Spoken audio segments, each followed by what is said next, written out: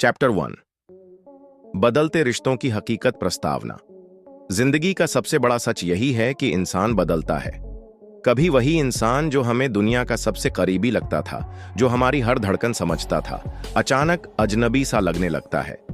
हम सोच में पड़ जाते हैं, आखिर ऐसा क्यों हुआ? क्या गलती मेरी थी या हालात की? यह सवाल हर किसी के दिल में उठता है, लेकिन जवाब आसान नहीं होता, क्योंकि इंसान के बदलने की वजहें गहरी और कई परतों वाली होती हैं। क्यों बदलते हैं लोग? 1. समय और प्राथमिकताएं, प्रायोरिटीज। इंसान की सोच समय के साथ बदलती है। जो पहले रिश्ते उसके लिए सबसे ऊपर थे, वो अब करियर, परिवार या नए रिश्तों के कारण पीछे हो जाते हैं। यह कोई बुरी बात नहीं, बल्कि जिंदगी का हिस्सा है। 2. मनोवैज्ञानिक कारण, साइकोलॉजिकल रीजंस। इंसान के दिमाग में अटैचमेंट स्टाइल्स होते हैं।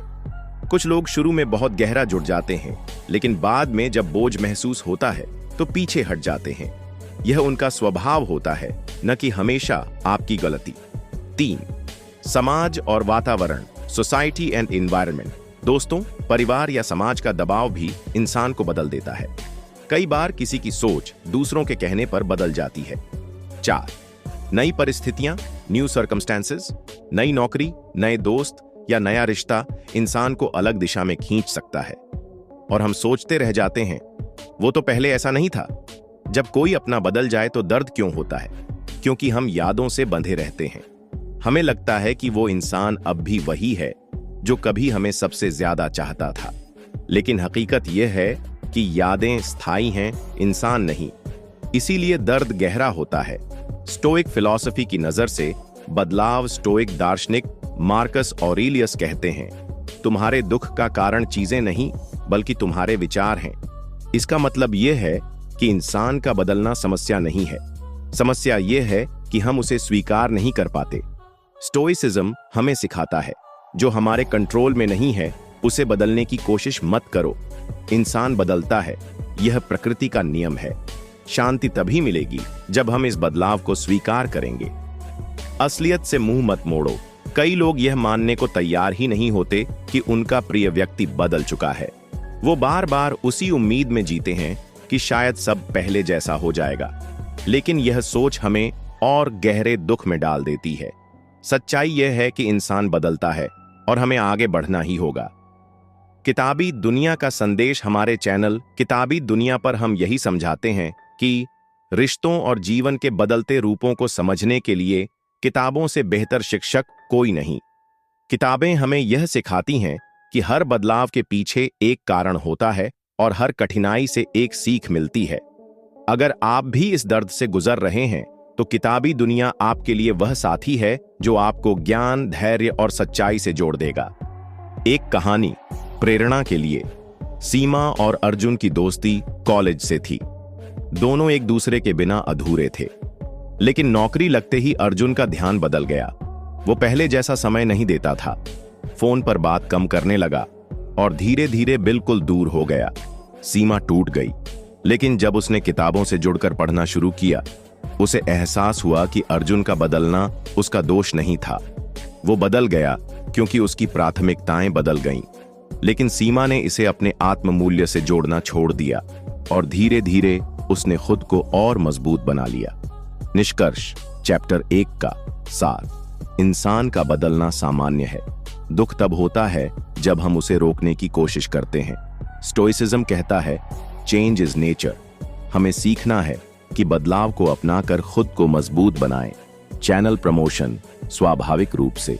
दोस्तों, अगर आप भी इस तरह की गहरी बातें और किताबों से मिली सीखें सुनना चाहते हैं, तो सब्सक्राइब करें किताबी दुनिया।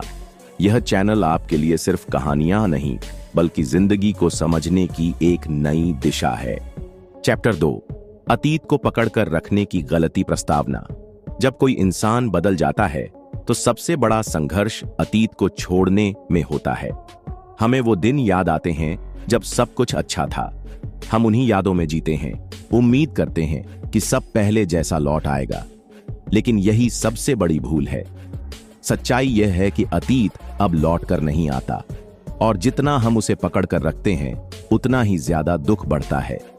यादों का जाल। यादें मीठी भी होती हैं और कड़वी भी। मीठी यादें हमें मुस्कुराने के बजाय रुला देती हैं, क्योंकि वो अब सिर्फ याद रह गई हैं। कड़वी यादें हमें बार बार अंदर से तोड़ती हैं। क्यों खतरनाक है अतीत को पकड़ कर रखना? 1. वर्तमान की बर्बादी, आप अभी की खुशियों को जी ही नहीं पाते। 2. खुद को दोष देना, बार बार लगता है कि शायद मेरी गलती थी। 3. भविष्य का डर, मन में बस यही चलता है, अगर वो वापस ना आया तो।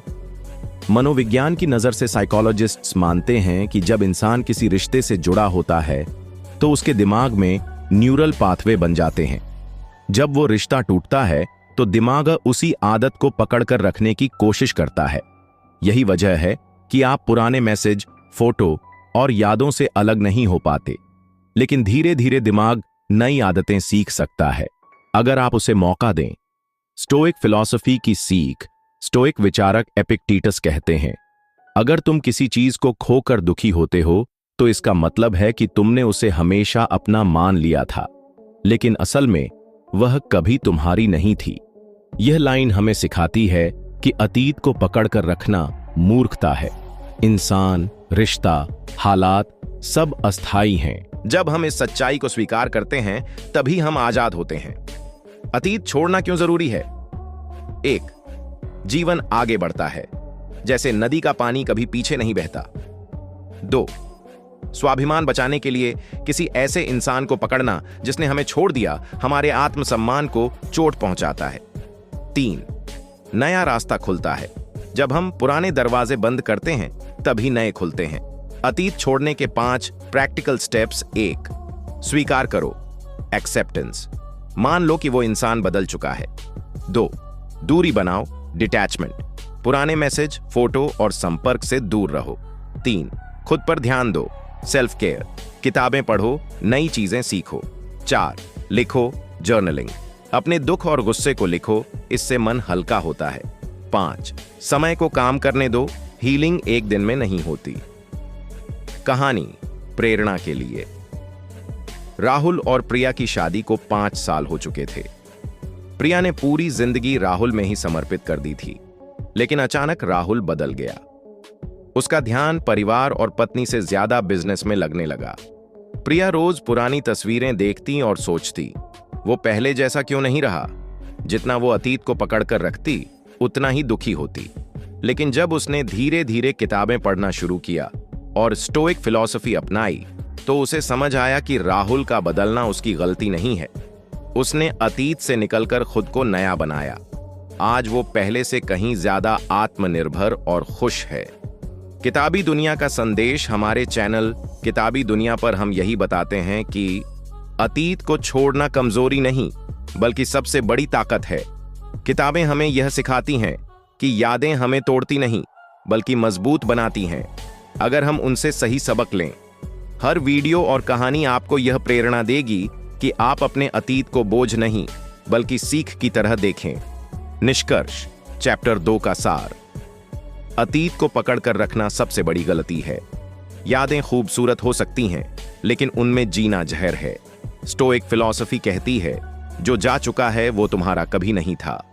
अगर आप अतीत को छोड़ देंगे तो नया भविष्य अपने आप आपका इंतजार करेगा। Channel promotion. स्वाभाविक रूप से दोस्तों, अगर आप भी अतीत के बोझ से निकलकर आजाद होना चाहते हैं तो जरूर जुड़िए किताबी दुनिया से। यह चैनल आपके लिए सिर्फ कहानियां नहीं, बल्कि जिंदगी बदलने वाले सबक लेकर आता है। अभी सब्सक्राइब करें और अपनी जिंदगी को एक नई दिशा दें। चैप्टर 3, सेल्फ रिस्पेक्ट बनाम कॉम्प्रोमाइज। प्रस्तावना। प्यार और रिश्ते में अक्सर यह सवाल उठता है, क्या मुझे अपने रिश्ते के लिए कॉम्प्रोमाइज करना चाहिए या अपने सेल्फ रिस्पेक्ट को बचाना चाहिए? कई बार लोग रिश्ते को बचाने के लिए इतना झुक जाते हैं कि खुद की पहचान ही खो देते हैं। वहीं कुछ लोग ईगो के चक्कर में रिश्ते को खत्म कर देते हैं। असली मुश्किल है सेल्फ रिस्पेक्ट और कॉम्प्रोमाइज के बीच सही संतुलन बनाना। सेल्फ रिस्पेक्ट का मतलब क्या है? सेल्फ रिस्पेक्ट यानी खुद की इज्जत करना, अपनी भावनाओं, सोच और सीमाओं, बाउंड्रीज को महत्व देना, यह समझना कि आप भी उतने ही कीमती हैं जितना सामने वाला। अगर कोई रिश्ता आपकी इज्जत छीन रहा है तो वो रिश्ता सही नहीं है। कॉम्प्रोमाइज का मतलब क्या है? कॉम्प्रोमाइज यानी रिश्ते को बचाने के लिए लचीलापन दिखाना, छोटी छोटी चीजों पर झुकना, हर बार अपनी बात मनवाने की जिद न करना, क्योंकि कोई भी रिश्ता सिर्फ ईगो से नहीं चल सकता। कॉम्प्रोमाइज गलत तब होता है जब आपकी जरूरतें हमेशा दबा दी जाए, सामने वाला आपकी भावनाओं की कद्र ही न करे, आप खुद को ही खोने लगें। सेल्फ रिस्पेक्ट और कॉम्प्रोमाइज में फर्क। 1, कॉम्प्रोमाइज आप रिश्ते को बचाने के लिए एडजस्ट करते हैं। 2, सेल्फ रिस्पेक्ट आप रिश्ते को बनाए रखते हुए अपनी सीमाएं तय करते हैं। 3, लॉस ऑफ सेल्फ रिस्पेक्ट जब आप सामने वाले के लिए खुद को मिटा देते हैं। स्टोइक फिलॉसफी की नजर से स्टोइसिज्म कहता है, अगर तुम खुद को दूसरों की राय से परिभाषित करते हो तो तुम कभी आजाद नहीं रह सकते। यानी अगर आप कॉम्प्रोमाइज करते करते खुद की पहचान खो देंगे तो हमेशा दुखी रहेंगे। असली शांति तब है जब आप अपनी इज्जत बनाए रखते हुए रिश्तों में संतुलन रखें। रिश्ते में हेल्थी कॉम्प्रोमाइज कैसे करें? 1, कम्युनिकेशन, खुलकर बात करें कि आपको क्या तकलीफ है। 2, बाउंड्रीज तय करें, कौन सी बातें आप बर्दाश्त कर सकते हैं और कौन सी नहीं। 3, गिव एंड टेक बैलेंस, सिर्फ आप ही नहीं, सामने वाले को भी कॉम्प्रोमाइज करना चाहिए। 4, रिस्पेक्ट, फर्स्ट रूल, अगर कॉम्प्रोमाइज आपकी इज्जत तोड़ रहा है तो वह सही नहीं है। कहानी प्रेरणा के लिए। नेहा और आदित्य एक दूसरे से बहुत प्यार करते थे। आदित्य चाहता था कि नेहा हमेशा उसके हिसाब से चले। शुरुआत में नेहा कॉम्प्रोमाइज करती रही, लेकिन धीरे धीरे उसने महसूस किया कि उसकी इच्छाएं और भावनाएं हमेशा दबाई जा रही हैं। नेहा ने हिम्मत करके आदित्य से कहा, मैं तुमसे प्यार करती हूं, लेकिन अगर मेरा सेल्फ रिस्पेक्ट नहीं है तो यह रिश्ता अधूरा है। आदित्य को अपनी गलती समझ आई और उसने भी बदलाव किया। अगर नेहा बिना सोचे समझे कॉम्प्रोमाइज करती रहती तो शायद रिश्ता टूट ही जाता, लेकिन सेल्फ रिस्पेक्ट रखते हुए उसने कॉम्प्रोमाइज का सही संतुलन बनाया। किताबी दुनिया का संदेश। हमारे चैनल किताबी दुनिया पर हम आपको यही सिखाते हैं कि प्यार अंधा नहीं होना चाहिए। अगर आप खुद की इज्जत खो देंगे तो रिश्ता कभी आपको खुशी नहीं देगा। किताबें और स्टोइक फिलॉसफी हमें यही समझाती हैं कि सेल्फ रिस्पेक्ट से बढ़कर कुछ नहीं। हर वीडियो और कहानी आपको यह प्रेरणा देती है कि आप प्यार करें, लेकिन अपनी पहचान और इज्जत खोए बिना। निष्कर्ष। चैप्टर 3 का सार। कॉम्प्रोमाइज हर रिश्ते में जरूरी है, लेकिन सेल्फ रिस्पेक्ट से बड़ा कोई कॉम्प्रोमाइज नहीं। स्टोइक फिलॉसफी कहती है, पहले खुद को इज्जत दो, तभी दूसरों से उम्मीद करो। अगर आप रिश्ते में संतुलन सीख गए तो न कॉम्प्रोमाइज बोझ बनेगा, न सेल्फ रिस्पेक्ट का त्याग। चैनल प्रमोशन स्वाभाविक रूप से। दोस्तों, अगर आप भी रिश्तों में इस संतुलन को समझना चाहते हैं तो जुड़िए किताबी दुनिया से। यह चैनल आपको किताबों, दर्शन और कहानियों के जरिए सिखाएगा कि कैसे सेल्फ रिस्पेक्ट और कॉम्प्रोमाइज के बीच सही रास्ता अपनाएं। अभी सब्सक्राइब करें और अपनी जिंदगी को बेहतर बनाएं। चैप्टर 4, इमोशनल हीलिंग के स्टेप्स। प्रस्तावना। जब कोई इंसान बदल जाता है और हमें छोड़ देता है तो दिल टूटता है। हम सोचते हैं कि ये दर्द कभी खत्म नहीं होगा। आंखों से आंसू, दिल में खालीपन और दिमाग में हजारों सवाल। लेकिन सच्चाई यह है कि हीलिंग संभव है अगर आप सही रास्ता अपनाएं। हीलिंग का मतलब भूलना नहीं है। हीलिंग का मतलब है अतीत को स्वीकार करना और उससे आजाद होकर आगे बढ़ना। क्यों जरूरी है इमोशनल हीलिंग? 1, दिल को शांति देने के लिए। दर्द को दबाने से वो और गहरा होता है। 2, खुद को फिर से पाने के लिए, ताकि आप अपनी पहचान और आत्मविश्वास वापस ला सकें। 3, भविष्य को खुला रखने के लिए। अगर हीलिंग नहीं होगी तो नए रिश्ते और अवसर भी सही से नहीं आ पाएंगे। इमोशनल हीलिंग के 4 स्टेप्स। 1, स्वीकार करना, एक्सेप्टेंस। पहला और सबसे मुश्किल कदम है यह मानना कि इंसान बदल चुका है।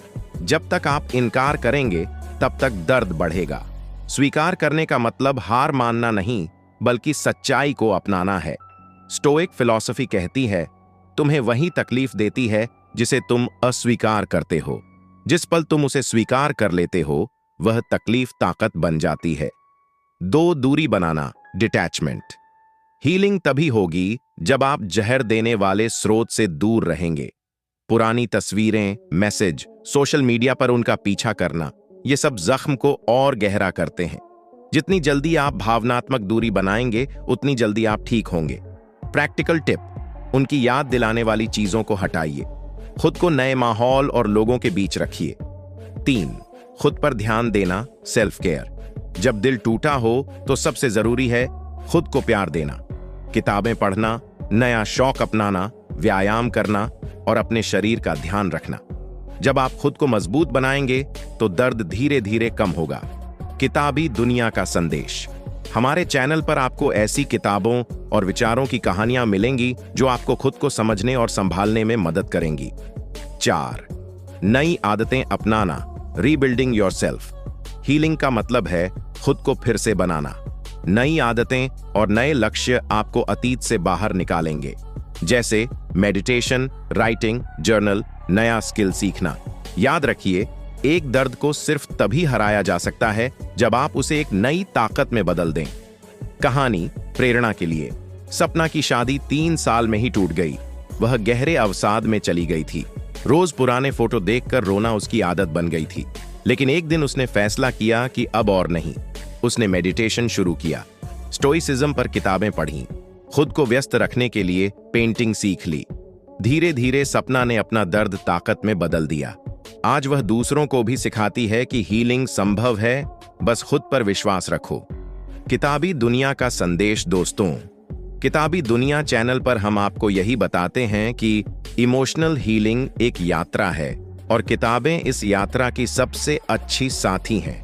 स्टोइक फिलॉसफी और महान विचारक हमें यह सिखाते हैं कि कोई भी दुख स्थायी नहीं होता। अगर आप सीखना चाहते हैं कि दर्द को कैसे ताकत में बदला जाए तो यह चैनल आपके लिए है। निष्कर्ष, चैप्टर 4 का सार। इमोशनल हीलिंग बिना एक्सेप्टेंस के संभव नहीं। दूरी बनाइए, खुद को समय दीजिए और नई आदतें अपनाइए। स्टोइक फिलॉसफी हमें सिखाती है, जख्म वही भरता है जो उसे सहने की ताकत जुटा लेता है। Channel promotion. स्वाभाविक रूप से अगर आप भी टूटे हुए दिल को संभालना और खुद को फिर से खड़ा करना सीखना चाहते हैं तो जुड़िए किताबी दुनिया से। यह चैनल आपको किताबों, दर्शन और कहानियों के जरिए हीलिंग का रास्ता दिखाएगा। अभी सब्सक्राइब कीजिए और अपने दर्द को ताकत में बदल दीजिए।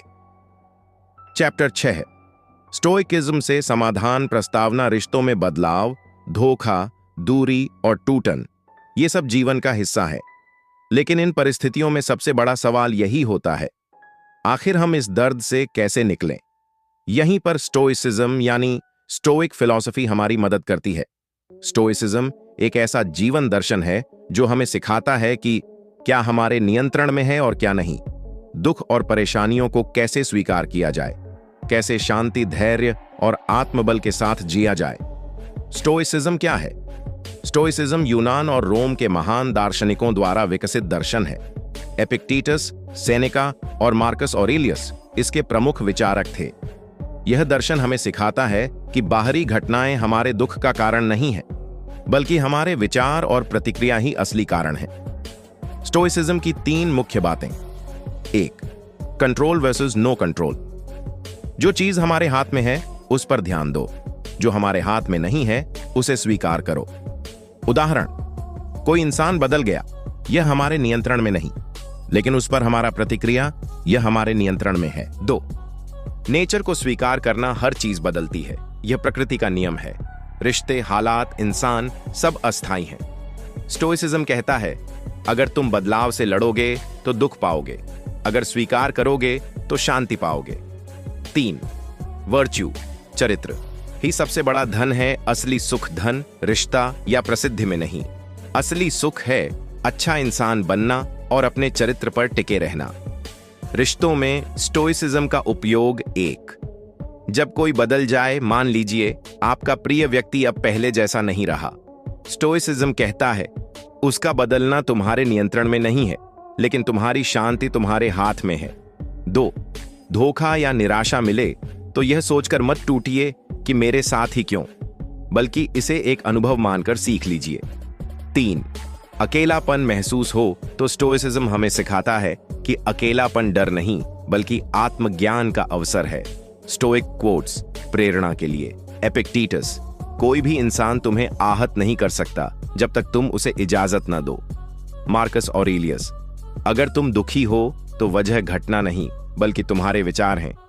सेनेका, हम वास्तविकता से कम और कल्पना से ज्यादा दुख झेलते हैं। कहानी प्रेरणा के लिए। अंजलि का रिश्ता 6 साल बाद टूट गया। वह बार बार सोचती थी कि उसका साथी क्यों बदल गया। उसने महीनों तक दुख सहा। एक दिन उसने मार्कस ऑरेलियस की किताब मेडिटेशंस पढ़ी। उसे समझ आया कि वह दूसरों को बदल नहीं सकती लेकिन खुद को मजबूत बना सकती है। उसने धीरे धीरे स्टोइसिज्म अपनाया। आज अंजलि कहती है, मैंने दर्द को अपना शिक्षक बना लिया है। किताबी दुनिया का संदेश। हमारे चैनल किताबी दुनिया पर हम स्टोइसिज्म और किताबों की कहानियों को आसान भाषा में समझाते हैं ताकि आप भी जीवन की कठिनाइयों को धैर्य से झेल सकें। यहां आपको एपिक्टेटस, सेनेका और मार्कस ऑरेलियस जैसे महान विचारकों की शिक्षाएं सरल शब्दों में मिलेंगी। अगर आप भी दुख को ताकत में बदलना चाहते हैं तो यह चैनल आपके लिए है। निष्कर्ष, चैप्टर 6 का सार। स्टोइसिज्म हमें सिखाता है कि बाहरी घटनाएं नहीं, हमारी सोच हमें दुखी करती है। जो हमारे नियंत्रण में नहीं है उसे स्वीकार करना ही शांति है। सच्ची खुशी अच्छे चरित्र में है, न कि अस्थायी रिश्तों में। अगर आप स्टोइक जीवन अपनाते हैं तो कोई भी रिश्ता या परिस्थिति आपको तोड़ नहीं सकती। Channel promotion. स्वाभाविक रूप से दोस्तों, अगर आप भी स्टोइसिज्म से जिंदगी जीना सीखना चाहते हैं तो जुड़िए किताबी दुनिया से। यह चैनल आपको किताबों और स्टोइक विजडम के जरिए जिंदगी का नया नजरिया देगा। अभी सब्सक्राइब करें और अपने भीतर शांति की ताकत जगाइए। चैप्टर 7, खुद को बेहतर बनाना प्रस्तावना। हर इंसान अपनी जिंदगी में कभी न कभी टूटता है। कोई रिश्ते की वजह से, कोई करियर की वजह से, तो कोई अपनी ही असफलताओं की वजह से। लेकिन फर्क सिर्फ इतना है कि कुछ लोग टूटकर बिखर जाते हैं और कुछ लोग टूटकर निखर जाते हैं। असली खेल है खुद को बेहतर बनाने का। क्यों जरूरी है खुद को बेहतर बनाना? क्योंकि हालात हमेशा हमारे मुताबिक नहीं होते। क्योंकि दुनिया हमें बदलने के लिए मजबूर करती है। क्योंकि अगर हम खुद को नहीं बदलेंगे तो हालात हमें तोड़ देंगे। स्टोइक फिलॉसफी कहती है, तुम्हारे साथ क्या होता है यह मायने नहीं रखता, तुम उस पर कैसी प्रतिक्रिया देते हो, यही असली ताकत है। खुद को बेहतर बनाने के 5 कदम। 1, सेल्फ अवेयरनेस, आत्म जागरूकता। अपने आप को समझिए। आपकी कमजोरियां क्या हैं, आपकी ताकत क्या है। एपिक्टेटस कहते हैं, सबसे बड़ी आजादी है अपने आप को जानना। 2, पॉजिटिव हैबिट्स, सकारात्मक आदतें। सुबह जल्दी उठना, पढ़ाई या किताबों का साथ, ध्यान और व्यायाम, अच्छी संगति। छोटी छोटी आदतें मिलकर इंसान का भविष्य बनाती हैं। 3, डिटैच फ्रॉम नेगेटिविटी, नकारात्मकता से दूरी। गलत रिश्ते, बेकार की बातें और विषैले लोग, इनसे दूरी बनाना खुद को बेहतर बनाने का सबसे बड़ा कदम है। 4, लर्निंग माइंडसेट, सीखने की सोच। हर गलती से सीखो, हर असफलता को शिक्षक मानो। किताबें पढ़ो, नए विचार अपनाओ। मार्कस ऑरेलियस कहते हैं, बुद्धिमान इंसान वही है जो हर परिस्थिति से कुछ न कुछ सीख ले। 5, कंसिस्टेंसी, लगातार मेहनत। खुद को बेहतर बनाना एक दिन का काम नहीं, यह रोज का अभ्यास है। जैसे शरीर को फिट रखने के लिए रोज व्यायाम चाहिए, वैसे ही दिमाग और आत्मा को फिट रखने के लिए रोज स्टोइक अभ्यास चाहिए। कहानी प्रेरणा के लिए। सुमन का रिश्ता टूटने के बाद वह डिप्रेशन में चली गई। कई महीनों तक वह अकेलेपन से जूझती रही। लेकिन एक दिन उसने सेनेका की चिट्ठियां पढ़ी। वहां उसे यह लाइन मिली, अगर तुम दूसरों पर निर्भर रहोगे तो कभी खुश नहीं रहोगे। असली सुख अपने भीतर है। उसने धीरे धीरे खुद को बदलना शुरू किया। सुबह योग, किताबें पढ़ना और अपने करियर पर ध्यान देना। आज वही सुमन एक सफल महिला उद्यमी है। उसने समझा कि असली ताकत खुद को बेहतर बनाने में है। खुद को बेहतर बनाने के लिए 3 स्टोइक एक्सरसाइजेस। 1, डायरी लिखना। रोज रात को लिखिए, आज मैंने क्या सीखा, आज मैंने कहां गलती की, कल मुझे कैसे बेहतर होना है। 2, नकारात्मक कल्पना। नकारात्मक कल्पना। कल्पना कीजिए कि आप जो चीजें चाहते हैं वो खो सकती हैं।